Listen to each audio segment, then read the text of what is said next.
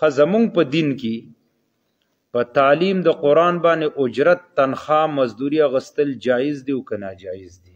هغه خو د یهودو مسله وه.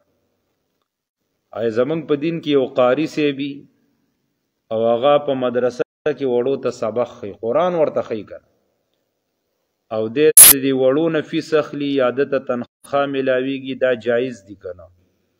یا یو عالم دی او هغه په مدرسه کې مدرس دی، خلکو ته دین زده کوي، نو دله تنخواه ورکړی کېږي، آیا دا د دپاره جایز ده او که ناجایز ده؟ دا یو شرعي مسله ده، دلته مفسرینو ذکر کړې ده.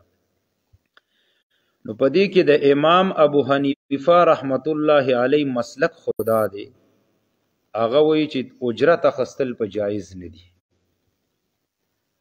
اوله وجه دا ذکر کوي، امام ابو حنیفه رحمت الله علیه هغه فرمایي وی دین بیانول دا عبادت دی، دا عبادت دی کنه، او عبادت کې اخلاص پکاري، او چې کله پتا پیسې واغستې نو دا د اخلاص خلاف کار دی وکړو، داسې راځي کنه. نو وی لہذا بالکل که د قرآن تعلیم دی چاله ورکو، که نور د دین زده کړه دی چاته کولو، نو په دې باندې به تنخواه وغیره اجرت به پناه اخلي. وی ګرځه به ځان نه مزدوري کوه که نو دین هم خلکو ته بیانوه. د امام ابو حنیفه رحمت الله علیه مسلک خدا دی. خو بل طرف ته اکثر اهل علم او دا د دې په دې احنافو کې د حنفي مسلک سره ډیر علما دي چې تعلق لري، هغوی هم د دې د جواز فتوا ورکوي چې دا جایز دی، او دا قول صحیح دی. دا دویمو یو خو هغوی دا عقلي دلیل هم ذکر کوي چې دا امت د دین زده کړې ته ډیر محتاجه دی. که چېرته علما لګیا شي خپل کاروبارونه او تجارتونه شروع کړي او سارزي او ماښام راځي، نو ډیر امت به ضایع شي که نه، د دین زده کړه به دوی حاصله نه کړي. نو که علما هم دغه کارخانو ته ولګي او دین نه بیانېږي، نو بس امت ضایع کېږي.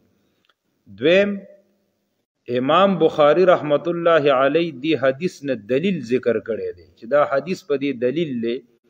تاسو ته ما د سورة الفاتحې په فضایلو کې حدیث ویلی چې صحابه کرام په سفر باندې تلي، بیا څه ځای کې دیره شو، نو کلي والا نه یې روټۍ وغوښته، نو هغوی وله روټۍ ورنه کړه. نو بیا د هغوی مشر لړم وچیچو، نو چې راغې چېره داسې نیکان نه ته ښکاري دا سړی لړم چیچلی دا راله دم کوي چې ښه شي. هغوی ورته موږ له قپ روټۍ نه راکوله، موږ هم در باندې فري دمونه نه اچو. نو حدیث کې راځي چې 13 ګړې ته اغستې وي، 13 چیلې ته واغستې چې دا به راکوي، نو بیا به دله سړی دمو، نو هغه دم که هغه ټیک شو، نو 13 چیلې وله ورکړي. نو نبي علیه الصلاة والسلام ته چې کله خبر ورسید چې دوی خو داسې چل کړی، نو د الله نبي مخالفت ونه کو. نبي علیه الصلاة والسلام ورته وفرمایل ان احق ما اخذتم علیه اجرا کتاب الله. د الله نبي ورته وفرمایل چې ډیر لایق دی هغه څیز چې تاسو په اجرت واخلئ، هغه د الله کتاب دی. د دې خبرې ورسره ملګرتیا وکړه. دویم، صحیح بخاري کې راځي، دا حدیث هم علماو دلیل کې ګرځولی دی. نبی علیه الصلاة والسلام ناسو یو زنانه وله راله، ویل یا رسول الله بس ما تا ځان مې تا ته بخلې، ما سره نکاح وکړه. نبی علیه الصلاة والسلام دې وخت کې نکاح ته ضرورت نه و، نو ویل چې زه خو نکاح نه کوم دا ټیم. نو صحابي خوا کې ناست ویلې د الله رسوله چې تی نه کې خو زه به یې وکړمه که نه،